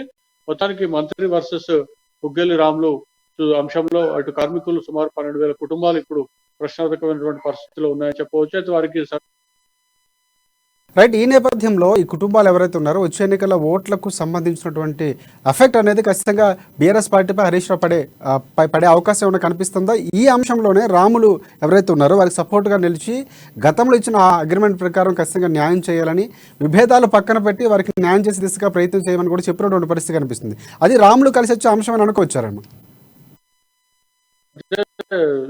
ఎంఆర్ఎఫ్ టైర్ల పరిశ్రమకు సంబంధించినటువంటి కార్మికులు సంగారెడ్డి జిల్లాలో సుమారు దాదాపు 4 నుంచి 5 నియోజకవర్గాలకు చెందినటువంటి వారు ఉంటారు. వారందరూ కూడా అసెంబ్లీ ఎన్నికల్లో కూడా వారు ఓటర్లు కాబట్టి పెద్ద ఎత్తున బీఆర్ఎస్ పార్టీకి ఇది నష్టం చేకూరే అంశంగా రాజకీయ విశ్లేషకులు అభిప్రాయపడుతున్నటువంటి పరిస్థితి. హుగ్గల్లి రాములు మాత్రం కార్మికులను వదలలేదు, కార్మికులతోనే ఉన్నారు. కార్మికుల పక్షాన రాములు పోరాడుతున్నటువంటి పరిస్థితి. తను బీఆర్ఎస్ ను సస్పెండ్ తాను కార్మికులతో ఉంటానని కార్మికుల పక్షాన్ని నిలిచేందుకు తను సస్పెండ్ చేశారని చెప్తున్నటువంటి పరిస్థితి. కానీ ఈ 5 నియోజకవర్గాల్లో ఎంఆర్ఎఫ్ కార్మికులు బలంగా ఉంటారు. వారందరి ఓటరుగా ఉన్నప్పటికీ కూడా వారందరి ఓట్లకు సంబంధించి కూడా బీఆర్ఎస్ కు పెద్ద ఎత్తున నష్టం తప్పకుండా వాటిల్లో అవకాశం ఉందని చెప్పి కూడా రాజకీయ విశ్లేషకులు చెప్తాను. మరోవైపు కార్మికుల సమస్యలు పరిష్కరించకపోతే హుగ్గల్లి రాముల ఆధ్వర్యంలో మళ్ళీ నిరసన బాట చేపట్టే అవకాశం ఉన్నట్టుగా కూడా మనకు సమాచారం అందుతుంది. రైట్ సునీల్, ఈ నేపథ్యంలో ఎంఆర్ఎఫ్ కార్మికులకు సంబంధించినటువంటి సమస్య నేపథ్యంలో యాజమాన్యం ఏమైనా స్పందించినటువంటి పరిస్థితుందా? అంటే గతంలో ఇచ్చినటువంటి అగ్రిమెంట్ నేపథ్యంలో ఖచ్చితంగా వారి సంప్రదింపులు అధికార పార్టీకి సంబంధించినటువంటి నేతలు సంప్రదించే అవకాశం ఉండుంటుంది. ఖచ్చితంగా దానికి సంబంధించినటువంటి ప్రొసీజర్ కూడా జరిగే అవకాశం ఉంది. కాకపోతే విభేదాలు రావడం అనేది ఆగిపోయింది అనుకోవచ్చు. అంటే ఈ నేపథ్యంలో వారేమైనా అంటే కార్మికులు ఆ యాజమాన్యం కలిసినటువంటి పరిస్థితి ఉందా? వారు ఇంతవరకు ఏమైనా స్పందించారు?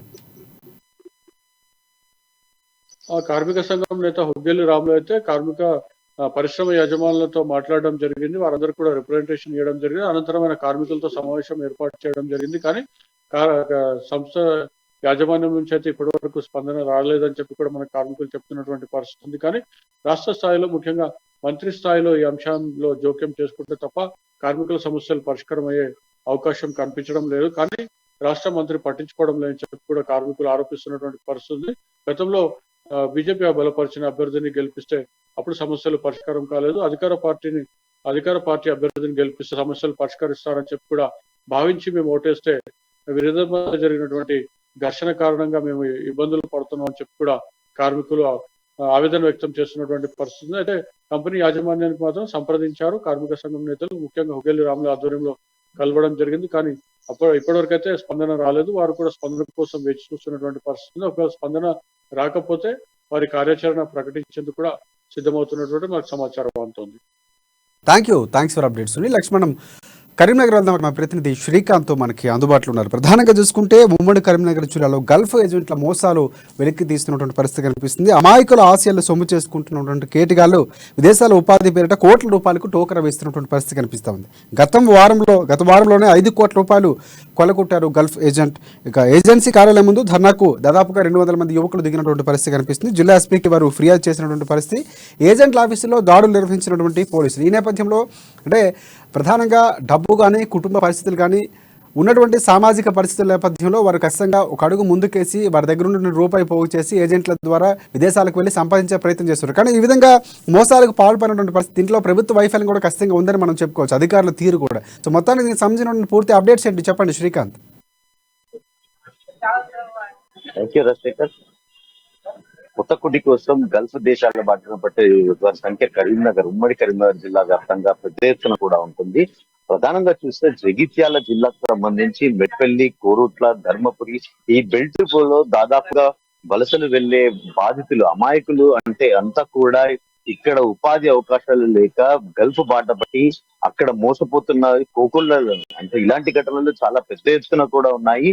ఆ ఏజెంట్లు ఇక్కడ పెద్ద ఎత్తున కూడా తమ వ్యాపారాన్ని కొనసాగిస్తారు. కొందరు కేటుగాళ్లు ఆ నకిలీ పాస్పోర్ట్లు, నకిలీ డాక్యుమెంట్లు కూడా అమాయకులను గ్రహించి వారికి నకిలీ పాస్పోర్ట్లు అందించి వీళ్ళు వెళ్ళవచ్చు అని చెప్పేసి కూడా వాళ్ళని ఒక భ్రమ పెట్టి వాళ్ళకి కోట్లలో కూడా డబ్బులు దండగిస్తున్నారు. గత వారంలో చూస్తే దాదాపు ఒక 5 కోట్ల రూపాయల వరకు కూడా ఒక ఏజెంట్ మోసం చేసి బోర్డు తిప్పేసిన పరిస్థితి అయితే నెలకొంది. దాదాపు ఒక 200 మంది యువకులు కూడా పెద్ద ఎత్తున మోసం పోయామని గ్రహించి వాళ్ళంతా ఆ ఏజెంట్ ఆఫీస్ ముందుకెళ్లి పెద్ద ఎత్తున నిరసన కార్యక్రమం ధర్నా నిర్వహించడం జరిగింది. అనంతరం జగిత్యాల జిల్లా ఎస్పీ దృష్టికి కూడా ఈ సమస్యను వారి మోసపోయామని గ్రహించి ఏజెంట్ పట్ల ఖచ్చితంగా కఠినమైన చర్యలు తీసుకొని తమకు న్యాయం జరిపించాలంటూ కూడా వారు ఎస్పీని ఆశ్రయించడం జరిగింది. ఈ నేపథ్యంలో ఈ రోజు స్పందించిన పోలీసు అధికారులు దాదాపుగా ఒక 6-7 ఏజెంట్ల కార్యాలయపై కూడా దాడులు నిర్వహించారు. ఈ రోజు పెద్ద ఎత్తున దాదాపు ఒక 200 వరకు పాస్పోర్ట్లు, డాక్యుమెంట్లు, దానికి సంబంధించిన అంటే అగ్రిమెంట్లు కానీ ఇవన్నీ కూడా వాళ్ళు జప్తు చేసుకోవడం జరిగింది. వాటిని అంతా కూడా ప్రాపర్ గా ఉన్నాయా, ఇదంతా ఏంటి వెరిఫికేషన్ అయితే చేస్తున్న పరిస్థితి అయితే ఈ రోజు జగిత్యాల జిల్లాలో నెలకొంది. అంటే ఉన్న ఊర్లో ఉపాధి కరువై పుట్ట చేత పట్టుకొని విదేశాలకు, గల్ఫ్ దేశాలకు ప్రయాణమై అక్కడ కూడా మోసపోయి తిరుగు ప్రయాణమైన ఘటనలు గతంలో చాలా మట్టుకు చూసాము.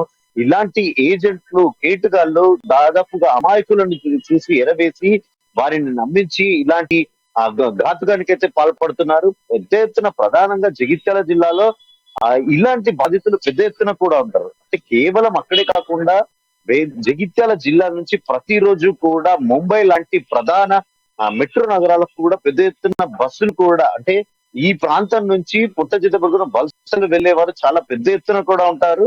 ఒక ప్రైవేట్ క్యాబ్ సర్వీసులు కూడా అంటే దాదాపు రోజు 100 మంది కూడా జగిత్యాల జిల్లా కేంద్రం నుంచి ఇతర రాష్ట్రాలకు కూడా వలస వెళ్తుంటారు. రాష్ట్రాలకే కాదు దేశాలకు కూడా బయలుదేరుతుంటారు. గతంలో కూడా మన అమ్మా న్యూస్ లో కథనం కూడా ప్రసారం చేశాము. గల్ఫ్ బాధితులు దాదాపు 5 నుండి 6 గల్ఫ్ బాధితులు తాము మోసపోయామంటూ గల్ఫ్ దేశం నుండి కూడా ఒక వీడియో సందేశం కూడా పంపి తమను ఆదుకోవాలి, కేటీఆర్ దృష్టికి తీసుకెళ్లాలి, తమకు న్యాయం జరిగేలా చూడండి, మేము ఇక్కడ మోసపోయాం అంటే వీళ్ళంతా ఇక్కడ ఉన్న ఏజెంట్లు కూడా చాకచక్యంగా నకిలీ వీసా, కొన్ని నకిలీ వీసాలతో పాటు కొన్ని విజిటింగ్ వీసాలు అంటే వీళ్ళకి ఉద్యోగం కల్పిస్తామని చెప్పేసి ఒక భరోసా ఇచ్చి అక్కడ కేవలము విజిటింగ్ వీసాలు మాత్రమే వారికి ఇచ్చి వారిని ఇక్కడ నుంచి పంపడం జరుగుతుంది. అక్కడికి పోయాక గానీ వాళ్ళకి అర్థం కాదు, అంటే మోసపోయామని అప్పటి వరకు కూడా వాళ్ళు గ్రహించరు. అక్కడ దాదాపు సరే చేరుకున్న తర్వాత కొద్ది నెలలు విజిటింగ్ వీసా గడువు ఉన్నన్ని రోజులు అక్కడ చూసుకుని ఏదో ఒక పనిలో చేరి ఎంతో కొంత డబ్బు అంటే దాదాపు కొంతమంది అయితే భార్యల మెడలో పుస్తలు ఉన్న ఇల్లు కూడా పత్రాలు, భూములు అమ్ముకొని కూడా ఇక్కడ నుంచి పెద్ద ఎత్తున వలస వెళ్తూ ఉంటారు.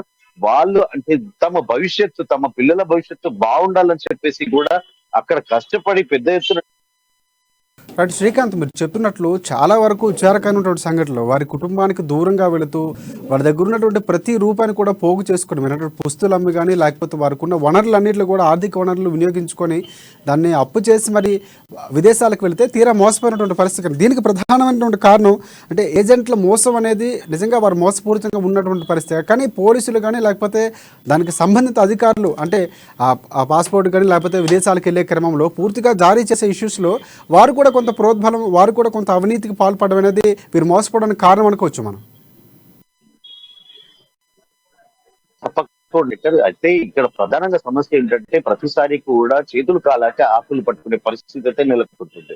అంటే ఇదంతా కూడా వీళ్ళు బాధితులు మీడియా ముందుకు వచ్చి ఆశ్రయించి ఒక తమ సమస్య హైలైట్ అయ్యేంత వరకు కూడా పోలీసుల స్పందన కరువదు. అంటే తరచుగా ఈ ప్రాంతం నుండి ఇలాంటి సమస్యలు ఎన్నో ఉన్నాయి. గతంలో కూడా వీరిపై నిఘా పెట్టి ఇక్కడ ఏం జరుగుతుంది అని చెప్పి తరచుగా నిఘా వేసి చర్యలు తీసుకోవాల్సిన పోలీసులు కూడా కాస్త అజాగ్రత్తగా, అంటే వారి అజాగ్రత్త వల్ల కూడా కొన్ని తప్పిదాలు జరుగుతున్నాయంటూ కూడా ఆ స్థానికంగా చర్చించుకుంటున్న విషయం అయితే తెలిసిందే.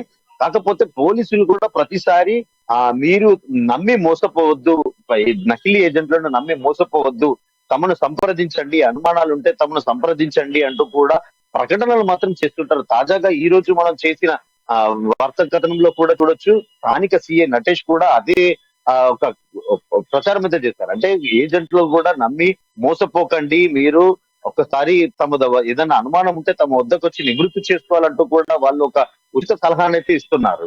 రాజశేఖర్, ఫైనల్గా అంటే ఈ ఏదైతే 200 మంది యువకులకు సంబంధించినటువంటి బాధితులు ఎవరైతే ఉన్నారో ఫిర్యాదు నేపథ్యంలో సోదాలు కొన్ని చేసినటువంటి పరిస్థితి ఏజెంట్ ఆఫీసుల్లో, కానీ మొత్తానికి వీరికి సమస్యకు సంబంధించినటువంటి పరిష్కార మార్గం కానీ లేకపోతే వారు చేస్తున్నటువంటి దర్యాప్తు ఏ విధంగా ఉంది, దానికి సంబంధించిన సమాచారం అని చెప్పారా పోలీసులు? ప్రధానంగా చూసుకుంటే ఈ రోజుకు సంబంధించి అంటే గత వారంలో జరిగిన ఒక ఏజెంట్ 5 కోట్లు ఒక టెండర్ పెట్టేసి పలాయనం చిత్తగించిన వైనంపై స్థానిక విలేకరులు ప్రశ్నించగా స్థానిక సిఐ దర్యాప్తు కొనసాగుతుంది, త్వరలోనే విషయాలు వెల్లడిస్తామంటూ కూడా చెప్పడం జరిగింది. అంటే దాదాపు అసలు ఏ మేరకు దర్యాప్తు కొనసాగుతుంది అనే విషయం కూడా ఇప్పటి వరకు వాళ్ళు తేల్చలేకపోతున్నారు. అంటే ప్రధానంగా ఇందులో కొంచెం పోలీసుల అలసత్వం కూడా ఉందన్నట్టుగా కూడా భావించవచ్చు. అంటే దాదాపు 5 కోట్ల వరకు కుంభకోణం జరిగితే కూడా ఆ పోలీసులు ఇంత ఎలా చెప్తారో చెప్పేసి కూడా స్థానికంగా అంటే ఈ రోజు మన విలేకరులు ప్రశ్నించడం కూడా జరిగింది. ప్రధానంగా గత వారం జరిగిన ఏజెంట్ విషయం ఏమైంది సార్ అని అడిగినప్పుడు కూడా వాళ్ళు దర్యాప్తు కొనసాగుతుంది, త్వరలోనే మేము ముందుకు తీసుకొస్తామంటూ కూడా చెప్పిన పరిస్థితి అయితే నెలకొంది. శ్రీకాంత్, నెక్స్ట్ మనం ఖమ్మం వెళ్దాం. అక్కడ మా ప్రతినిధి ఉపేంద్ర మనకి అందుబాటులో ఉన్నారు. ప్రధానంగా చూసుకుంటే ఖమ్మం జిల్లా పాలేరు ఎస్సీ రిజర్వ్డ్ నియోజకవర్గం మొత్తంగా ఓటర్ల సంఖ్య చూసుకుంటే 2,23,196 ఉన్నటువంటి పరిస్థితి. అలాగే స్త్రీ పురుషులకు సంబంధించి 1,14,636 స్త్రీలు ఉంటే పురుషులు 1,08,554 ఉన్నటువంటి పరిస్థితి కనిపిస్తుంది. ఇప్పటి వరకు 16 సార్లు నియోజకవర్గం ఏర్పడిన తర్వాత ఎన్నికలు జరిగితే అందులో 12 సార్లు కాంగ్రెస్, 2 సార్లు సిపిఎం, ఒకసారి సిపిఐ గెలిచినటువంటి పరిస్థితి కనిపిస్తుంది. ప్రధానంగా చూసుకుంటే కాంగ్రెస్ పార్టీ సంబంధించినటువంటి గెలిచినటువంటి అభ్యర్థి కందాల ఉపేందర్ రెడ్డి బీఆర్ఎస్లో చేరినటువంటి పరిస్థితి. బీఆర్ఎస్ ఈసారి ఖాతా తెరవాలని చూస్తున్నటువంటి నేపథ్యంలో అక్కడ షర్మిల అనేది వివాదం ఇప్పుడు ప్రధానంగా కనిపిస్తున్న పరిస్థితి. ఆమె అక్కడి నుంచి పోటీ చేస్తారు అనేటువంటి ఊహాగానాలు వినిపిస్తున్నాయి. ఒకవేళ పాలేరు నుంచి షర్మిల పోటీపై ఇప్పుడు సందిగ్ధత కొనసాగుతున్న నేపథ్యం, సిపిఐకి సంబంధించినటువంటి బలంగా ఉన్నటువంటి వామపక్షాలకు సంబంధించినటువంటి ఓటర్ల శాతం నియోజకవర్గం నేపథ్యంలో ఆమె పోటీ చేస్తే పరిస్థితులు ఎలా ఉండబోతున్నాయి, దీనిపై పూర్తి అప్డేట్స్ ఏంటి చెప్పండి ఉపేంద్ర. రైట్ రాజశేఖర్, ఖమ్మం జిల్లాలో 2 జనరల్ స్థానాలుంటే పాలేరు నియోజకవర్గం ఖమ్మం తర్వాత 2వ జనరల్ స్థానం. పాలేరు నియోజకవర్గం 16 సార్లు ఎన్నికలు జరిగాయి. కాంగ్రెస్ మొదటి నుంచి కూడా బలమైనటువంటి పునాది తాగినటువంటి నియోజకవర్గం. ఇప్పటి వరకు కాంగ్రెస్ ఏనాడు కూడా ఓటమి వైపు చూడలేదు. ఇటీవల 2018 ఎన్నికల్లో జరిగిన నేపథ్యంలో అక్కడ కందాల ఉపేందర్ రెడ్డి కాంగ్రెస్ తరపున గెలిచి బీఆర్ఎస్ లో చేరారు. మాజీ మంత్రి తుమ్మల నాగేశ్వరరావు మీద గెలిచి కాంగ్రెస్ చేరడం వల్ల ప్రాధాన్యత ఇచ్చి కేసీఆర్ ప్రధానంగా నియోజకవర్గ అభివృద్ధి కోసం అన్ని రకాలుగా అవకాశాలు కల్పిస్తా ఉన్నారు. ఇదే తరుణంలో పాలేరు నియోజకవర్గంలో ప్రధానంగా ఈరోజు అటు మాజీ మంత్రి తుమ్మల నాగేశ్వరరావు, కందాల ఉపేందర్ రెడ్డి ఇద్దరి మధ్య ప్రధానమైన పోటీ ఒకే పార్టీ నుంచి కొనసాగుతోంది. సీటు నాదంటే నాదు అని పోటీ పడతా ఉన్న నేపథ్యం కూడా ఖమ్మం జిల్లాలో పాలేరు నియోజకవర్గంలో చర్చ జరుగుతుంది. అదే నేపథ్యంలో కందాల ఉపేందర్ రెడ్డి సతీమణి కూతురు ఇద్దరు కూడా నియోజకవర్గ వ్యాప్తంగా గ్రామాన తిరుగుతూ దళిత గిరిజన వాడల్లో తమ ఆధిపత్యాన్ని నిలబెట్టుకునేందుకోసం ప్రయత్నం చేస్తా ఉన్నారు. ఇప్పుడు ప్రధానమైనటువంటి ప్రతిపక్ష పార్టీగా ఉన్నటువంటి కాంగ్రెస్ రేసు గుర్రంలాగా పరిగెడతా ఉంది.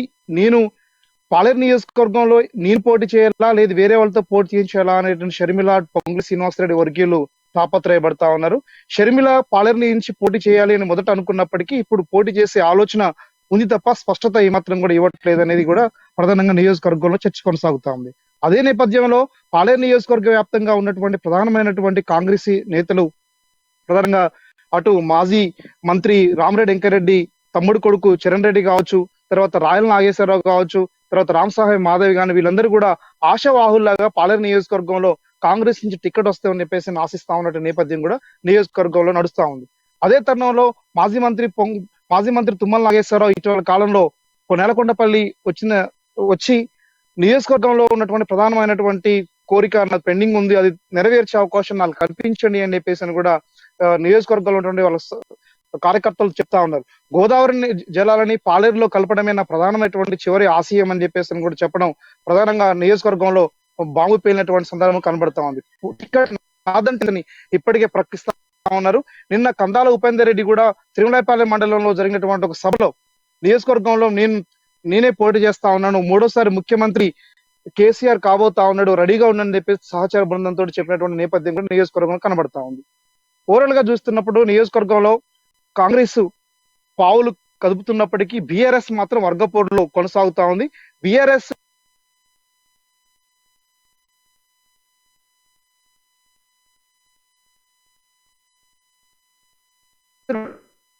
ఎన్నికైనటువంటి తాతమ్మది కూడా పాలేరు నుంచి పోటీ చేసే అవకాశం కల్పించాలి అని అడిగినట్లు కూడా నియోజకవర్గ చర్చ జరుగుతుంది. రాజశేఖర్ రైట్. ఉపేంద్ర, ఒకవేళ ఖచ్చితంగా కనుక షర్మిల పోటీ చేస్తే, ఒకవేళ టికెట్ ఆశించి కనుక కుదిరి వాడుకున్నటువంటి ఒప్పందం నేపథ్యంలో అక్కడి నుంచి పోటీ చేస్తే ప్రభావం ఎలా ఉండబోతుంది?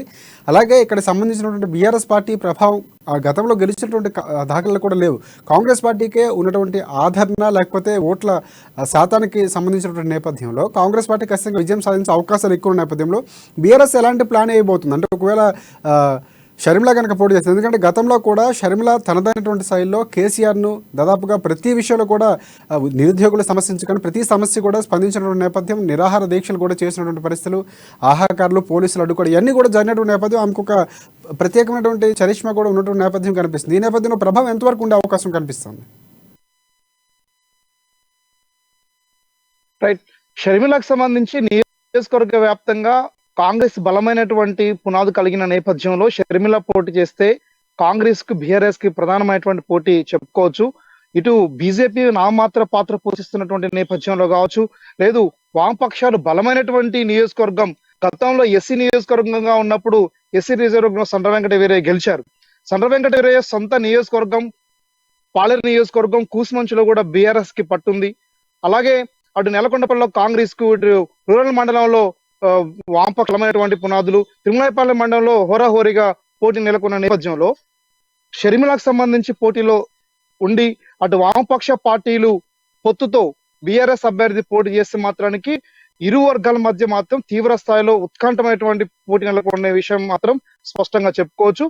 అదే నేపథ్యంలో సిపిఎం రాష్ట్ర ప్రధాన కార్యదర్శి తమ్మినేని వీరభద్రం సొంత నియోజకవర్గం రూరల్ మండలానికి సంబంధించినటువంటి తెల్లరపల్లి గ్రామ వాస్తవ్యులు, అతను కూడా నియోజకవర్గంలో రేపు బీఆర్ఎస్ తో పొత్తులో పాలేరు నియోజకవర్గ టికెట్ ఆశిస్తున్నట్లుగా ఇప్పటికే జోరుగా ప్రచారం జరుగుతా ఉంది. ఒకవేళ బీఆర్ఎస్ వామపక్ష పార్టీలు కలిసి కమ్యూనిస్ట్ పార్టీ నుంచి తమ్మినేని వీరభద్రం పోటీలో నిలిపితే అటు షర్మిల వచ్చినా ప్రధానంగా గట్టి పోటీ నెలకొంటుందని మాత్రం నియోజకవర్గంలో చర్చ కొనసాగుతా ఉంది. రాజశేఖర్, అదే నేపథ్యంలో అటు బిఎస్పీ నుంచి కూడా మరో అభ్యర్థి అల్లిక వెంకటేశ్వరరావు అనే ఒక ముఖ్యమైనటువంటి వ్యక్తి కూడా టికెట్ ఆశిస్తూ బీఎస్పీ నుంచి కూడా పోటీలో నెలకొన్నాడు. అతను కూడా బహుజన ఓట్లు చాలా ఉన్నాయి, బహుజనులు ఖచ్చితంగా ఈ రోజు బహుజన ఓట్లు నాకే పడితే అని ఆశిస్తూ నియోజకవర్గాల్లో జోరుగా ప్రచారం చేస్తూ అన్ని మండల కేంద్రాలలో ఈరోజు ఎలక్షన్ ఆఫీసెస్ ను ఓపెన్ చేస్తున్న నేపథ్యం కూడా పాలేరు నియోజకవర్గంలో కనిపిస్తా ఉంది. Rajasekhar. Thanks for updates Upendra. మొత్తానికి పాలేరుకు సంబంధించినటువంటి పోరైతే త్రిముఖ పోటీ ఉంటుందా, లేకపోతే చతుర్ముఖ పోటీ ఉండిపోతుందా, ద్విముఖ పోటీ ఉండిపోతుందా అనేది మాత్రం ఆసక్తికరంగా మారినటువంటి పరిస్థితి. మరికొద్ది రోజుల్లో టికెట్ల కేటాయింపు కనుక జరిగితే పూర్తిగా ఒక కొలిక్కొచ్చైతే మాత్రం అవకాశం కనిపిస్తుంది. ఇది ఇవాటి రిపోర్టర్స్ టైం. రేపటి రిపోర్టర్స్ టైంలో మళ్ళీ కలుసుకుందాం. అంతవరకు చూస్తూనే ఉండండి అమా న్యూస్, నిజం కోసం జనం కోసం.